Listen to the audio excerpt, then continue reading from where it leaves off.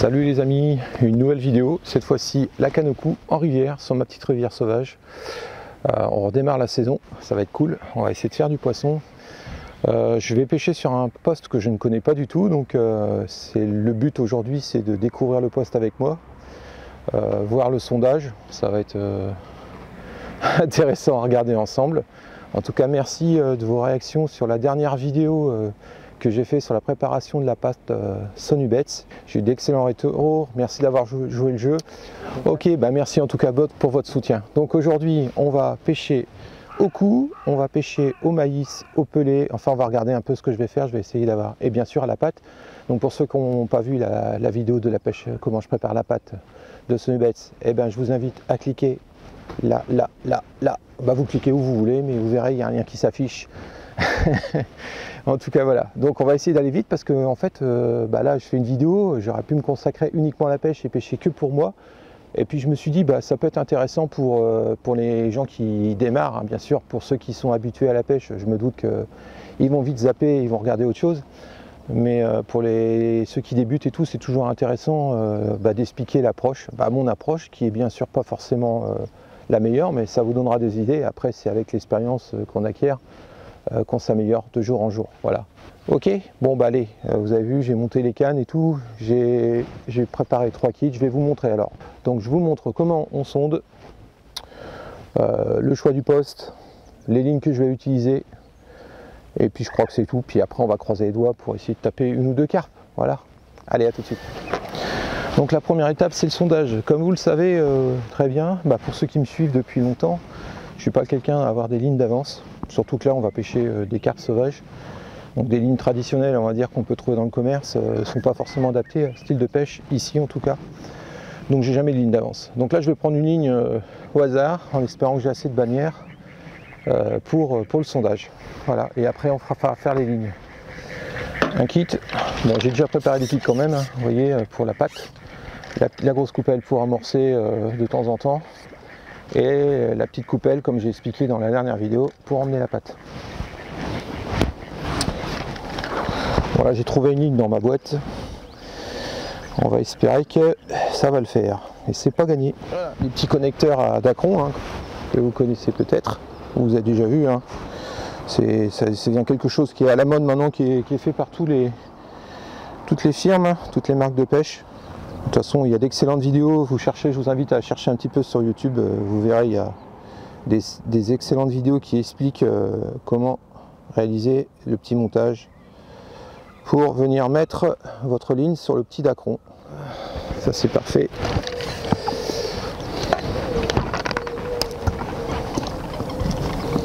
Bon là c'est quand même un moment important dans la pêche, hein, le sondage. Prendre le temps, prendre vraiment le temps, pas faire vite. Tant pis, hein, faut mieux pêcher 1 heure mais bien que pêcher 3 heures et très mal. Donc, parce que c'est ce qui va faire quand même la réussite de votre pêche. Ouais. Bon, elle fait presque le kit, c'est-à-dire 2 mètres 20. Bon, c'est ici, je pense que 2 mètres 20, on n'a pas 2 mètres de 20 de fond. Enfin, je peux peut-être me tromper. Mais... Bon, vu la distance de la berge, là, on va être obligé de pêcher, je pense, à 13 mètres. J'ai directement préparé la canne. Alors c'est pas une distance pour moi je suis pas habitué à pêcher dans ces distances là, c'est pas une distance confort pour moi. Voilà. Bon, déjà on va regarder au bord. Ah, ok. Donc là c'est normal. Là plus on va aller dans le milieu, je pense que plus on va se retrouver dans le lit de la rivière.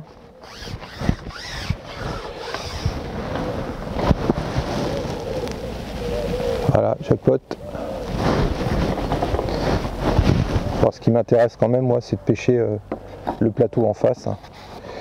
Après, à moins que je trouve quelque chose qui soit intéressant, à moins que le lit de la rivière. Ah, il y a du fond quand même. Ouais, façon de parler. Donc là, ça remonte.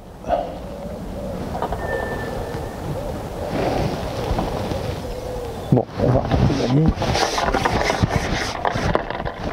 Ouais, parce que les carpes ont quand même tendance à longer les roselières. Les carpes ont tendance à quand même longer en face, la berge d'en face. Il y a des ombres et tout ça. C'est creusé en plus les berges, donc c'est pour ça qu'il y a intérêt à pêcher quand même le plus près de la berge d'en face. C'est nettement mieux. Voilà, on a 80 cm.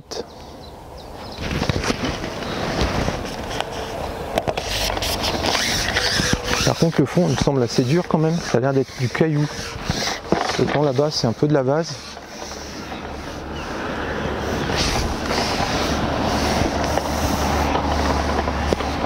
Voilà. Donc là j'ai 11,50 m et avec la mini rallonge ça devrait le faire en fait. J'aurais peut-être pas besoin de pêcher à 13 mètres et ça c'est une bonne nouvelle pour moi. Donc bah toujours pareil, hein, on est quand même dans un lit de rivière et bah, en fonction des passages. Mais c'est assez... on va pas avoir forcément des fonds uniformes, comme on peut le constater. Donc là, après des fois on a des trouées, ça peut être des zones aussi où les poissons mangent. Bon là j'ai pris la branche, et ben voilà.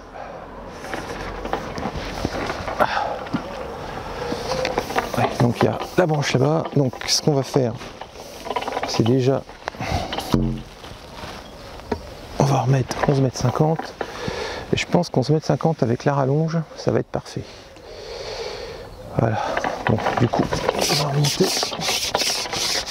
Bon, vous voyez, je vais quand même rapidement en face. Hein. Mais ça, c'est les anciens réflexes de pêcheur à la carpe à la batterie. On a tendance toujours à aller sur la berge d'en face. Ça, c'est plus fort que nous. Je ne sais pas pourquoi on serait sur la berge de l'opposé, on pêcherait sur cette berge-là. Hein. C'est pour ça, là, les bordures... pas les négliger non plus quand même.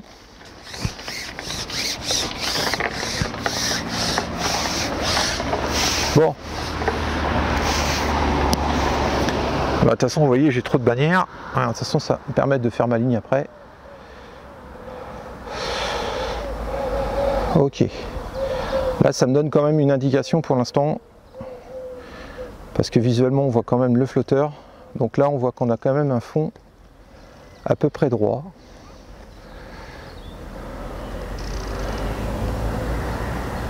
Qui ne bouge pas. Ah, là ça descend. C'est pas de chance, hein, c'est du côté, je sais pas où. Là ça descend. En fait le trou, ouais, après c'est pareil, je suis en train de faire un arc de cercle. Alors si je me rapproche, ça tombe, je suis juste à la limite de la pente. Et du coup j'ai l'impression que ça descend. Mais je pense vraiment que... Ok. Bon. Bon, déjà je vois à peu près la ligne qu'il va me falloir.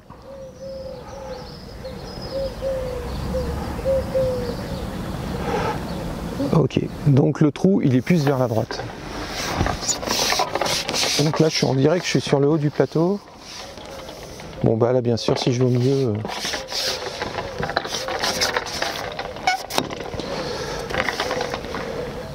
Comme on voit, le lit de la rivière il est juste là. Hein. Maintenant la bordure, parce qu'il n'y a pas de raison qu'on la pêche pas. C'est le même fond de l'autre côté en fait. Hein. Voilà, c'est ce que je vous explique en fait. Je sais pas si vous voyez, mais non, vous voyez pas. En fait, je suis en train de regarder le fond sur la berge à l'opposé, à peu près à la distance. Hein, je vais pêcher à peu près à 30, on va dire 30 ou 20 cm des branches d'en face. Et ben, en fait, je suis en train de me prendre la tête en fait, d'essayer de pêcher en face, parce que je sais que les poissons ont tendance quand même à longer la bordure. Mais là, sur ce côté-là, en fait, j'ai le même fond. Donc quelqu'un qui a une canne de bordure, en fait, qui n'a pas une canne forcément de 13 mètres, 11 mètres 50, en amorçant, il attendra peut-être un peu plus les touches, mais il peut s'amuser ici. Donc je pense que je vais faire un coup au bord, ça il ne faut pas négliger, et un coup au large, et alterner. Ça c'est la première étape. Voilà. Et là ça descend. En fait ça a l'air d'être un plateau, ça descend pente douce en fait. C'est pas brutal, aussi brutal que ce que vous avez pu voir sur la vidéo que j'ai fait la dernière. Là. Voilà, là ça descend. Ok. Bon.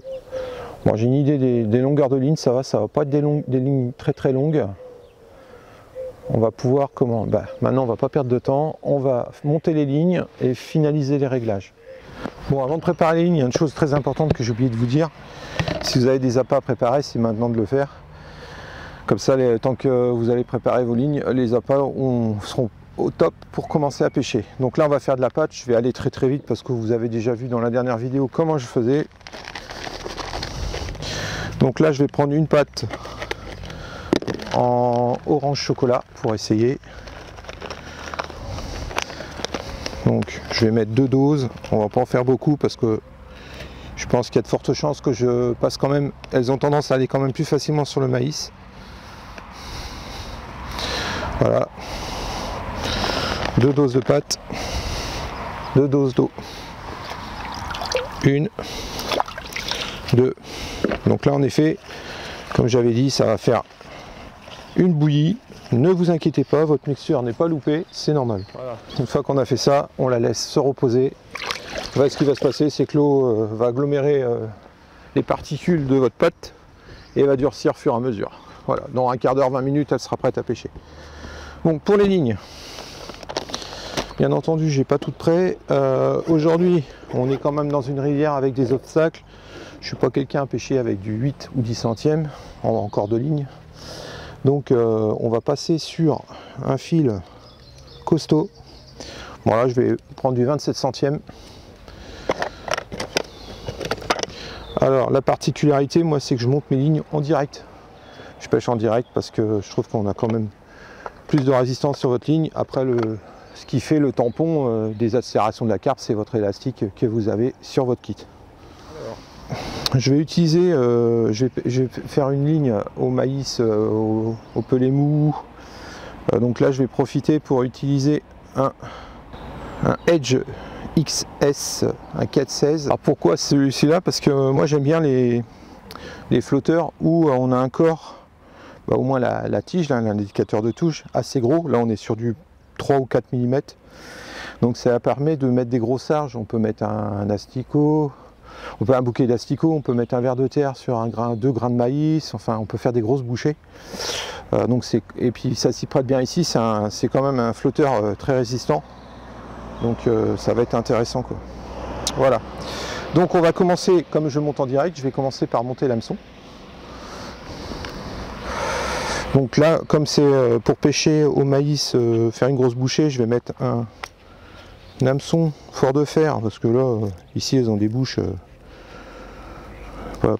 voilà, de 12.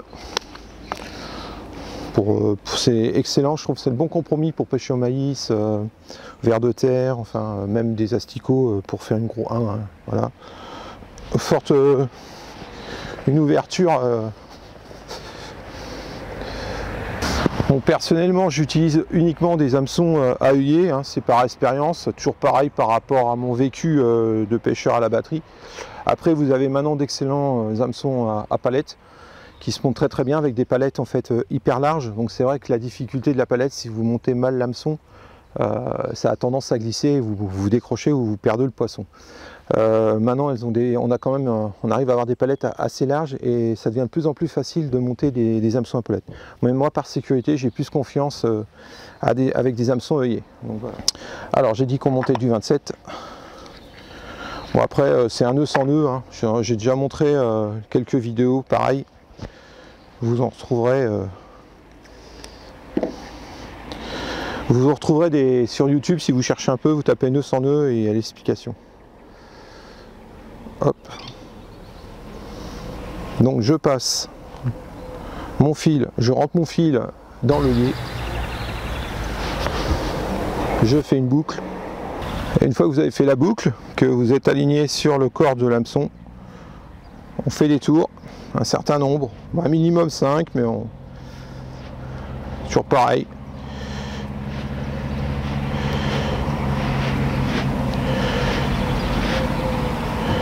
Voilà.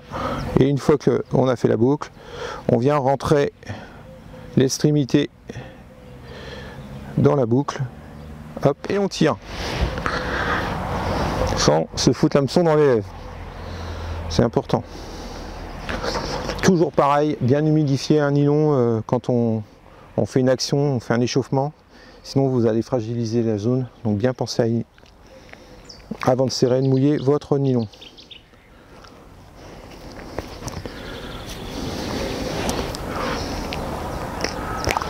Voilà. Après, il y en a, on peut prendre un ciseau sans abîmer la pointe. Là, le problème, c'est que le ciseau, il a... Mais on peut prendre, vous prenez un artifice et vous tirez pour être sûr que ça glisse pas. Voilà. Donc là, il me reste un bout de nylon qui dépasse d'un petit centimètre. Ce que je vais faire, c'est que je vais couper, mais volontairement, je vais laisser 2-3 mm avant le nœud. Parce que ça glisse un peu, il y a une traction quand même. C'est pour éviter justement que si le fil passe, vous libérez le nylon et le poisson part avec l'hameçon dans la bouche et vous décrochez. Donc toujours laisser un petit excédent après le nœud pour être sûr. Bien entendu, le bout de fil, on le met pas dans l'herbe. Ça gêne pas le poisson et moi ça me rassure.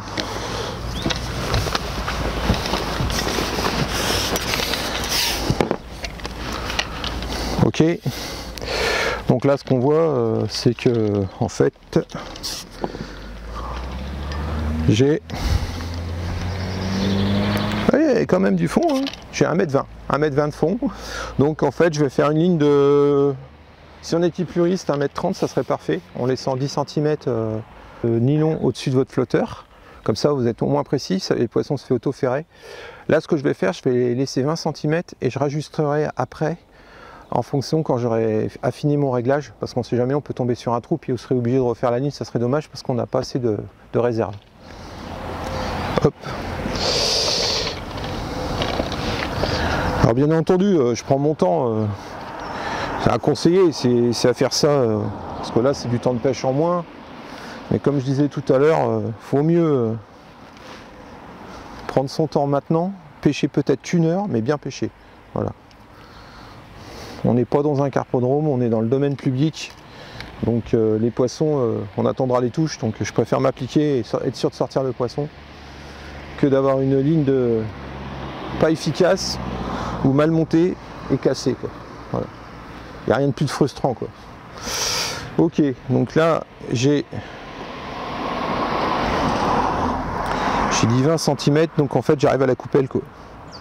C'est parfait. Donc j'ai mon repère, la coupelle, je fais ma boucle, c'est parfait. Ok. Toc. Alors bien entendu, avant de faire la boucle, on pense à passer le flotteur, il faut penser aussi à passer les gaines.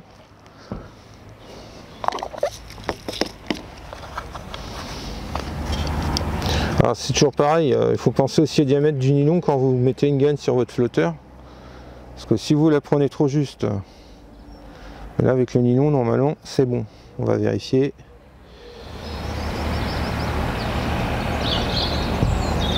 C'est bon. Ok. Alors je monte. Première étape, une fois qu'on a fait ça, on monte.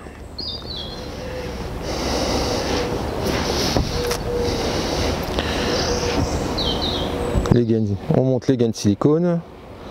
Alors ça c'est bien pour les jeunes, hein. Quand on commence à prendre de l'âge, le trou commence à être de plus en plus petit. Il faut des lunettes. Alors, je suis désolé, c'est un peu bruyant, hein, mais je suis en centre-ville et derrière moi il y a l'hippodrome et aujourd'hui j'ai bien l'impression qu'il y a une manifestation.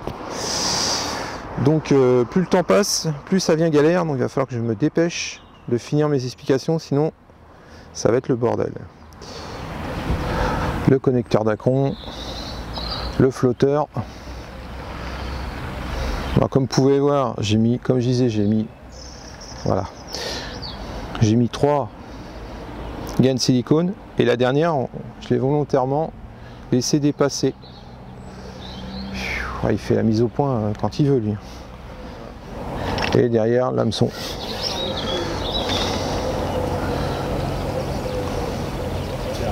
Voilà. Après, pour le montage des plombs, je vais vous montrer, mais bon, on est sur de la pêche à la carpe, hein, on n'est pas forcément, puis en plus en domaine public, on n'est pas dans un carpodrome. Pas se prendre la tête, je vais faire un montage assez simple, c'est-à-dire à 15 cm, je vais mettre un petit plomb de touche, voilà, et je vais regrouper tous mes plombs à une certaine distance, je pense entre 40 et 50 cm après mon plomb de touche, et ça sera des plombs carrément regroupés, voilà, très très simple. Ok, bon allez, c'est parti, on continue.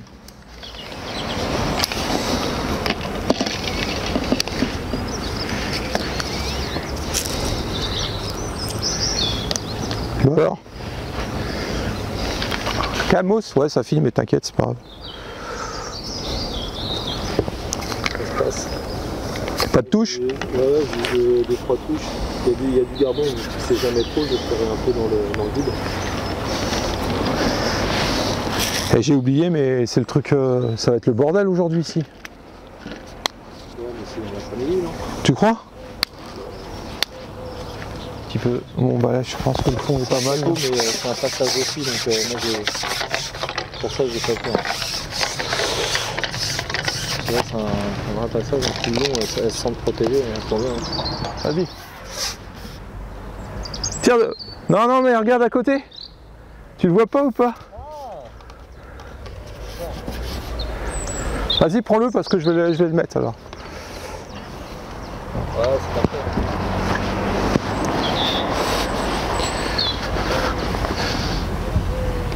Tout ça en 3D, hein. Ouais. Eh, écoute, mon Lolo, c'est pour toi là. T'es un futur client. Voilà. Non, c'est top, tu peux y aller. Tu lui envoies un petit message et il n'y a pas de souci. Il te dira comment faut faire pour l'avoir. Ouais. Message de Fantomas. Fantomas, voilà. Voilà, mon Lolo, c'est pour toi. Allez. Amorçage avec le bait dropper de mon Lolo. Vraiment bien adapté à ce type de pêche.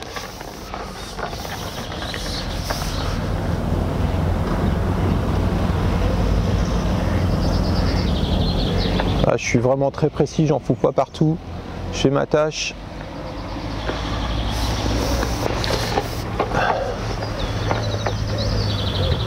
Hop.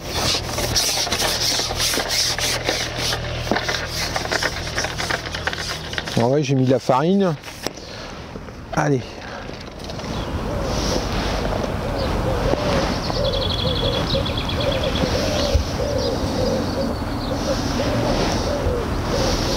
Hop, un petit peu de pelé. Une pelée de 2 mm. Voilà. La table est mise.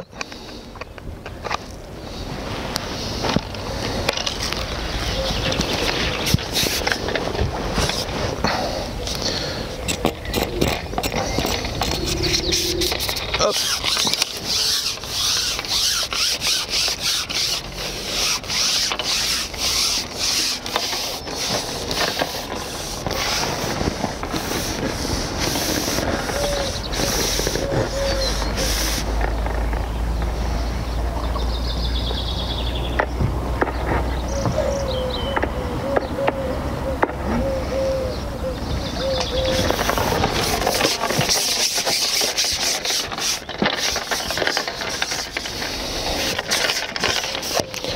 Voilà, le job est fait. Bon, alors la ligne. Donc je vous ai peut-être pas montré, mais donc là je viens de finir les réglages. Je suis bien réglé, on va voir. Donc le petit plomb de touche, 4 petits plombs groupés comme je vous ai dit, et le flotteur. Voilà, on va commencer comme ça. L'autre ligne d'appât, je ne vous l'ai pas montré, mais le principe est le même. Hein. Seule différence que je mets pas de pont de touche. On va regrouper, c'est mieux quand même. Alors l'hameçon 10 fort de fer. 3 petits plombs de touche. 3 plombs pardon. Groupés toujours. Je mets à peu près 40 cm de mon hameçon. Et un flotteur. Voilà. Pour pêcher à la patte. Nickel, tout prêt. Donc vous voyez, rien de compliqué, c'est le même montage que vous avez vu, hein. Je ne vous ai pas montré cette ligne là, mais c'est parfait. Donc là, le flotteur, une fois avec le maïs et tout, je serai à peu près comme ça, quoi. Je vais laisser sortir d'un demi-centimètre, 5 mm, quoi. Voilà. Allez.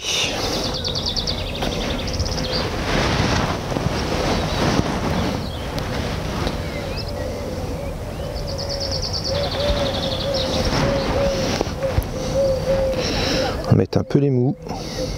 Voilà. Vous voyez, c'est une grosse bouchée. Mais là, on peut y aller franco. Je vais y rajouter 10 petits pelets. Donc là, j'ai mis différents de petits pelets, hein, là, je prépare tout le temps à l'avance dans du Master Crab. Donc là, c'est du 1 mm. Ça fond très vite, ces particules. Donc c'est nickel.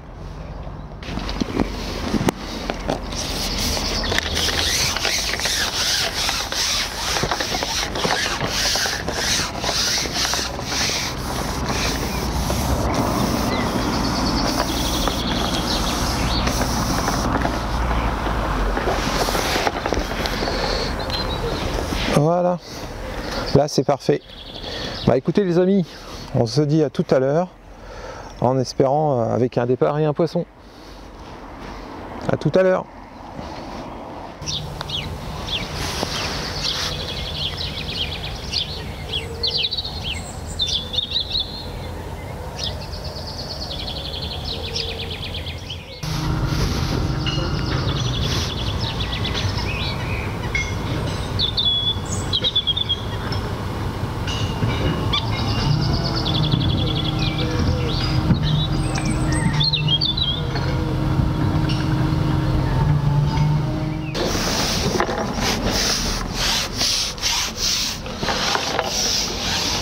Bon les amis, ça y est enfin.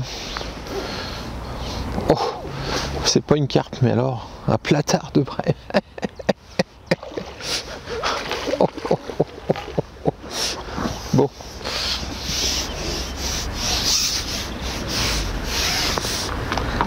La brème me suit. Il va vraiment falloir que je change le nom de la chaîne si ça continue.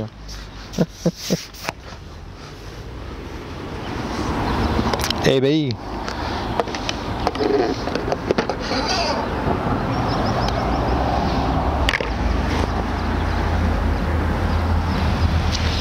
Regardez-moi ce bestiau. Voilà.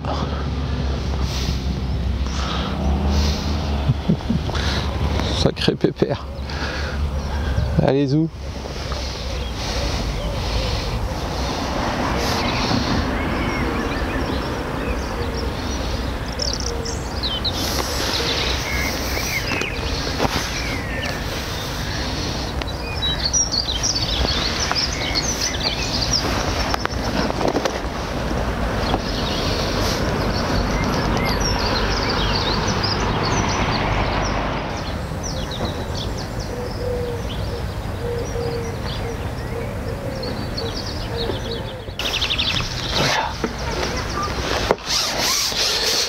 Je crois que c'est bon les amis là. Ouf. Ouf. Eh ben dis donc.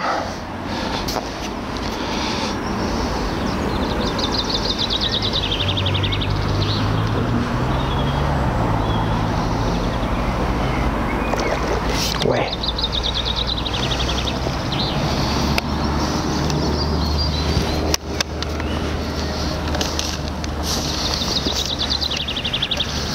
Il y a intérêt à tendre l'élastique, hein, parce que dis donc.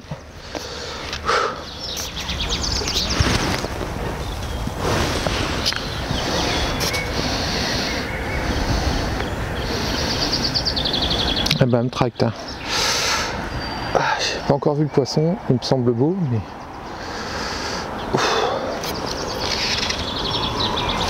Ouais, petite commune. Petite, mais des beaux roches.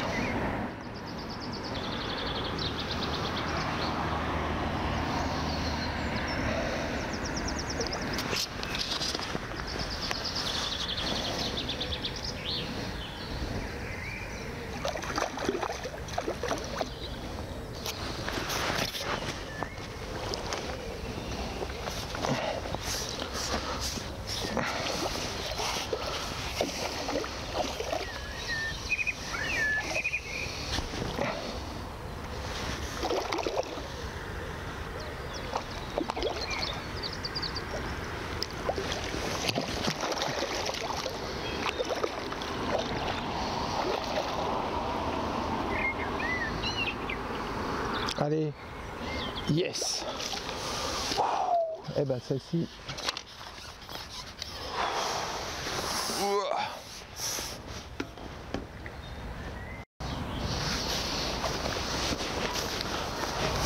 Bon, on aura fait une carpe. C'est pas une grosse, mais j'ai fait mon objectif de faire une carpe.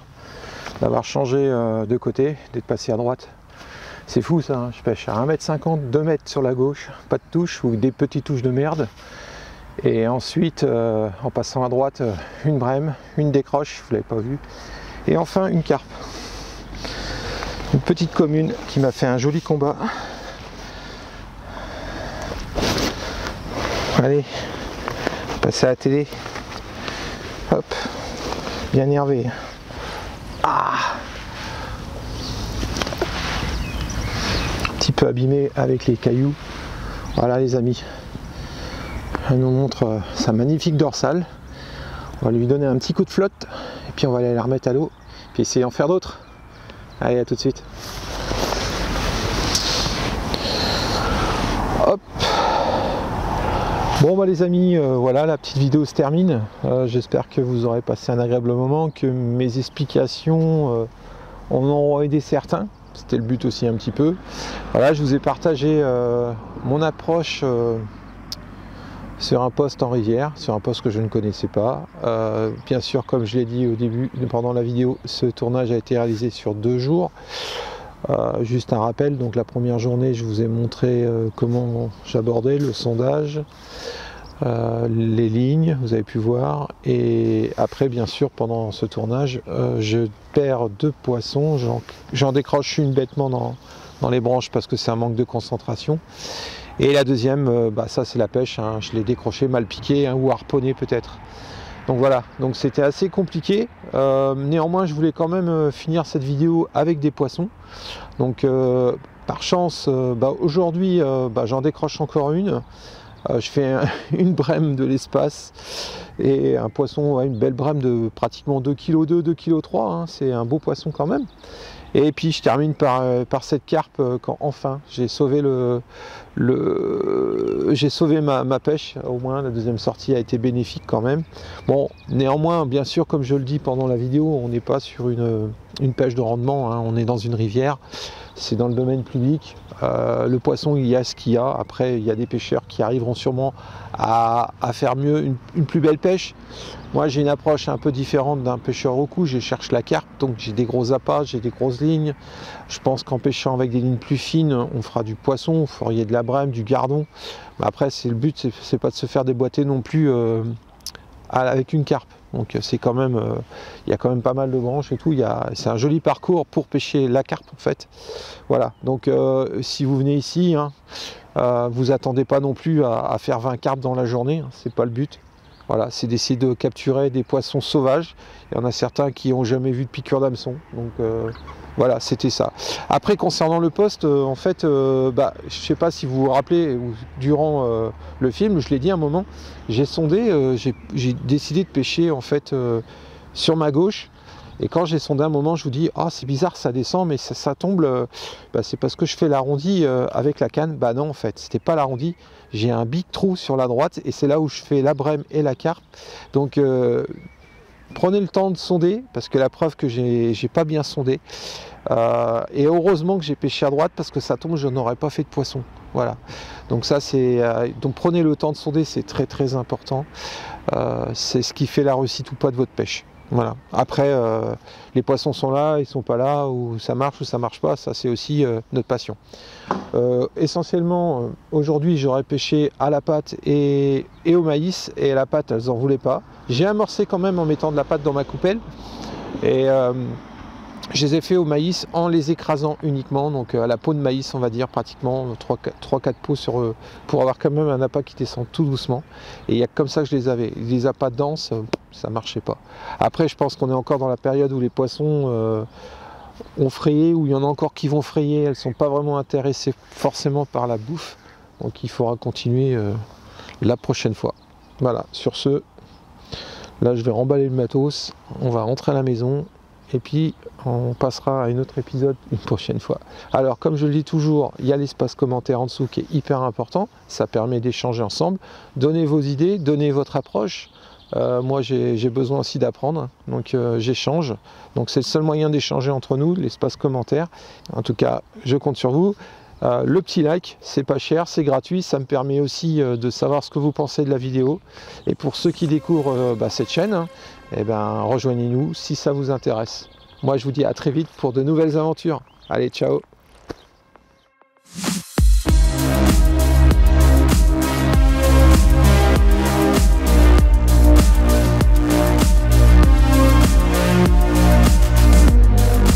Donc là je vous donne 5 minutes, bah pas 5 minutes, je vous donne 10 secondes juste pour liker tout de suite, et pour ceux qui découvrent la chaîne, s'ils la trouvent sympathique, de vous abonner. Allez-y.